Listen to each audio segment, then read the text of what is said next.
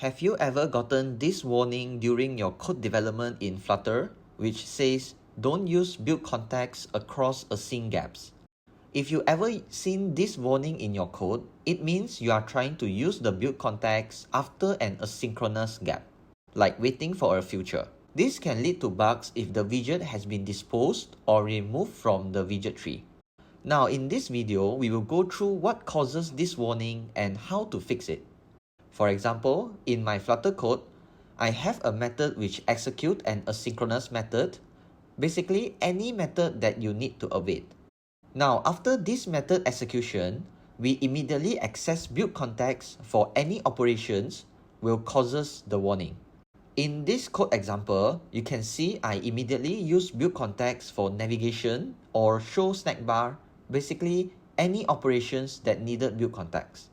The reason of getting this warning is because during the asynchronous operation, the widget that provides the context might be disposed, causing the following operation access an unmounted BuildContext.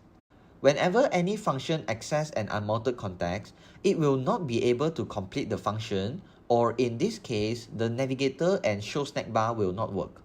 Now to fix this, most of the solution online suggested to add a context.mounted check before executing the following operation. However, this solution is not really feasible, even though it fixes the warning. This is because if the context really unmounted, it will still not execute the following operation. Basically, this solution fixes the warning, but not the problem itself. Now let me show you a better solution in which initializing the navigator and messenger with the BuildContext before executing the asynchronous operation.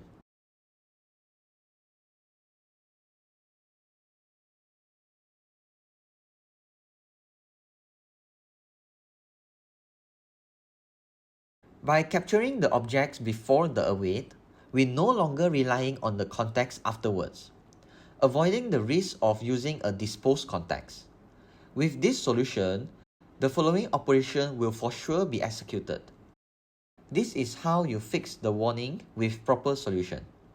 If you have any question, feel free to comment below. Don't forget to like the video and subscribe to our channel. See you in the next tutorial.